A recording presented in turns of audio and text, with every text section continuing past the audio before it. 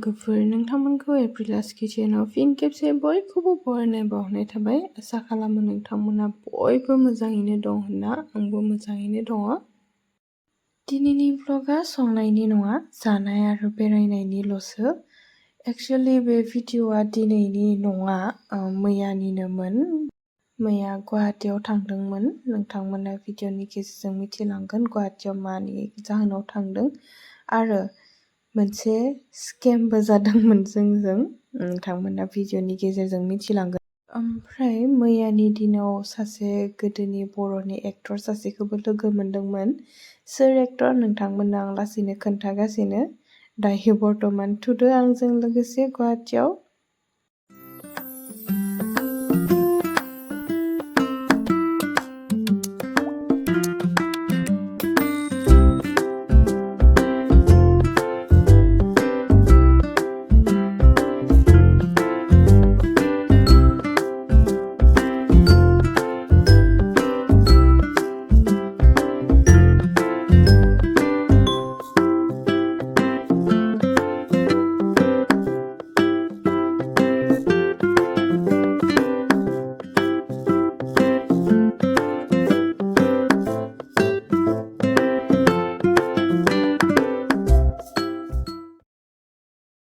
मैया जों थांदोंमोन गुवाहाटीनि लख्रा रडथिंजाय एप'ल' एक्सेल केयाराव।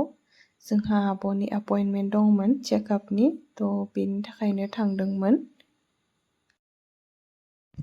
एज एक्सपेक्टेड जेनेबा गोदोर हस्पिटालफोराव माने जिबायदि फेसिलिटि प्लास स्टाफफोरनि जिबायदि माने रेसपन्स होनाय बेफोरो जाबायदि जानांगौ बिदिनो।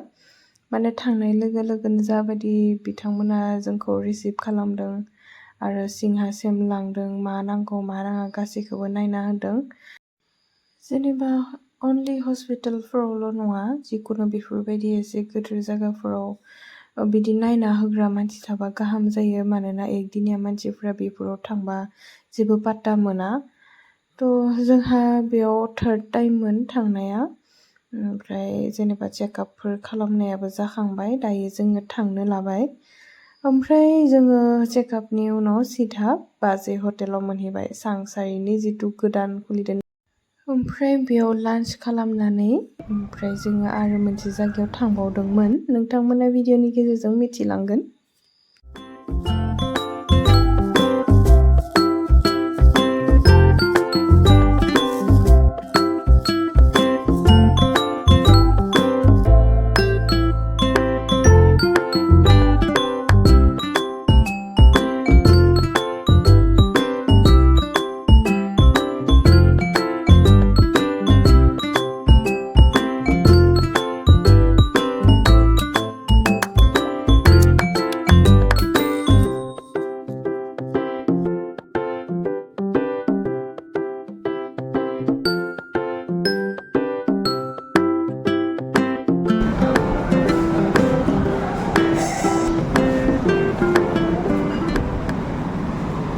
फुङाव जेबो जानो हायाखैमोन नालाय बेयाव दिनै जोङो थिगसे दगायना जाबाय।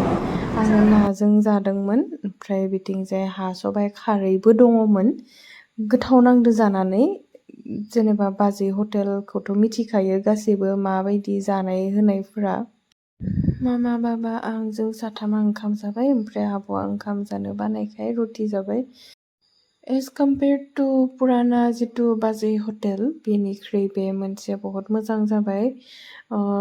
गासैबो साफा, सिगांनियाबो थिगानोमोन खिन्थु एबारनिखौ साबसिन नांदो गोदानाव। आं फार्स्ट टाइम हाबदों नालाय। आइटेमफोरखौबो थिगखौनो होदो, ओमफ्राय लास्टाव फ्रुट्सफोरबो होदोंमोन जानो। गाहाम नांदों आरोना। ओमफ्राय बिथिंजाय गाले जेनेबा जिरायनोबो बेबायदि जायगा बानायना होदो। एक्चुअलि बेफोरबायदि थानांगौ, मानोना बहुत मानसि गोजान गोजाननिफ्राय फैयो नालाय ओंखाम जानो बा लान्च खालामनो होननानै। मालाबा मा जायो, कास्टमार बारा थायोब्ला जिरायनो जायगा मोना जायो नालाय, बाहेरावबो गसंना थानो जाया जायो। बेफोरबायदि जनाय जायगा बानायना होबा मोजां जायो जिरायनो, रेस्ट खालामनो। ओमफ्राय जोंजों स्केम जादों होनना बुंदोंमोन नालाय, बेनो जाहैबाय जोङो जा हलसेल, एक्चुअलि जों रङियाव मोनहैबाय। रङियाव थांनायाव ओमफ्राय जोङो जा हलसेलखौ नामायदोंमोन लामायाव सासे मानसिखौ बै हलसेलनि एड्रेसखौ सोंनायाव ओमफ्राय बेलेग माने हलसेलखौनो जों नामायनाय हलसेलखौ होनानै थगायनानै जोंखौ लाना थांबाय आरोना।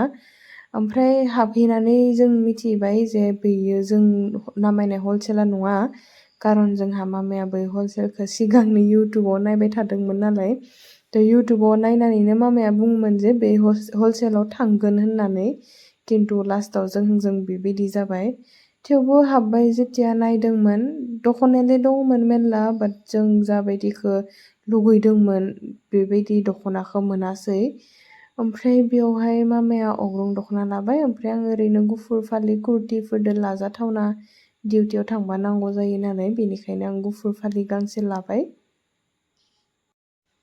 बेनि उनाव जों जा हलसेलखौ नामायदोंमोन बै हलसेलाव नामायनो मोनहैबाय। बिथिंजाय मामाया फालिफोर नायदोंमोन, ओमफ्राय आंबो गिदिं गिदां ओरैनो दख'नाफोर नायलाबाय थादोंमोन। फार्स्टआव जोंखौ जाबायदि थगायनानै जिथु मोनसे हलसेलाव सोदोंमोन, बै हलसेलनिख्रुइ बे मोनसेयाव मोजां नांबाय। जायगाफोराबो एसे ग्लां ग्लांमोन नालाय, गोसो बायदिबो नायनो हायो।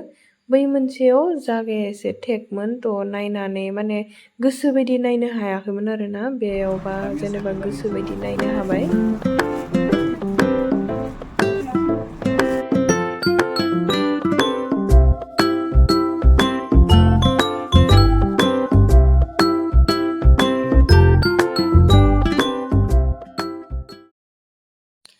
फालि गांनैसो नायदोंमोन मामानि थाखाय, जेनेबा मामाया फालिफोर बायनो होननानै बुंबाय थादोंमोन नालाय, थ' बेयाव गोसो बायदि नायनो मोननायावनो नायदोंमोन।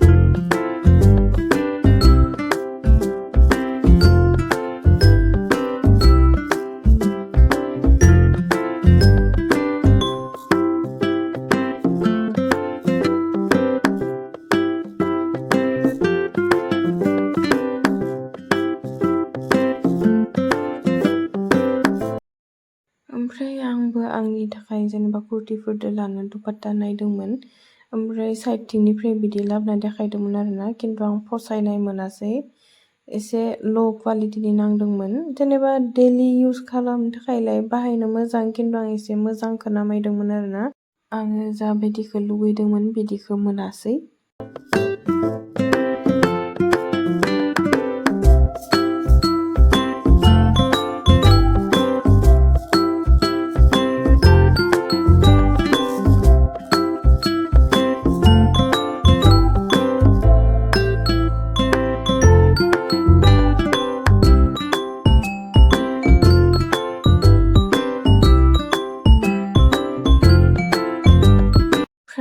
जों बे हाबनाय हलसेलानो जाहैबाय गोदोनि बर' एक्टर कमल बिथांनि। थ' नोंथांखौ आं सिगां खोन्थादोंमोन नालाय, बर' एक्टर सासेखौ लोगो मोनदोंमोन होननानै। थ' बिथाङानो जाहैबाय बर' एक्टर कमल। नोंथांमोनाबो जुदि गोसो बायदि शपिं खालामनो लुगैदोंबा, दख'ना आर'नाइ जिखुनु बुस्थु जेनेबा बर'नि, थ' नोंथांमोनाबो बेयाव थांनो हागोन। ओमफ्राय एड्रेसानो जाहैबाय रङियानि शिब मन्दिर खाथिथिं मोनसे तिनिआलि मोनहैयो, बैथिं थांबानो जाबाय। जेनेबा गोसो बायदि बेफोरबायदि नायनानै लानो मोनबासो गाहाम नाङो नालाय, खिन्थु किसुमान दुखानफ्राव मा जायो, गोसो बायदि लानो हाया।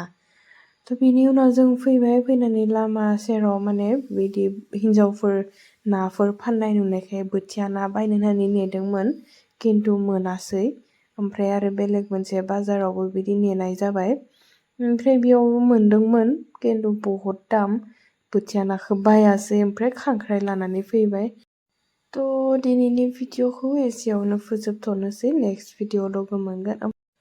ओमफ्राय नोंथांमोना जाय आंनि चेनेलखौ दाबो साबस्क्राइब खालामाखै अननानै थाबनो साबस्क्राइब खालामना होदो। आरो जाय बिथांमोना अलरेडि साबस्क्राइब खालामखानानै दोनदों नोंथांमोना आंनि भिडिअखौ लाइक कमेन्ट आरो शेयार खालामना होबानो जाबाय।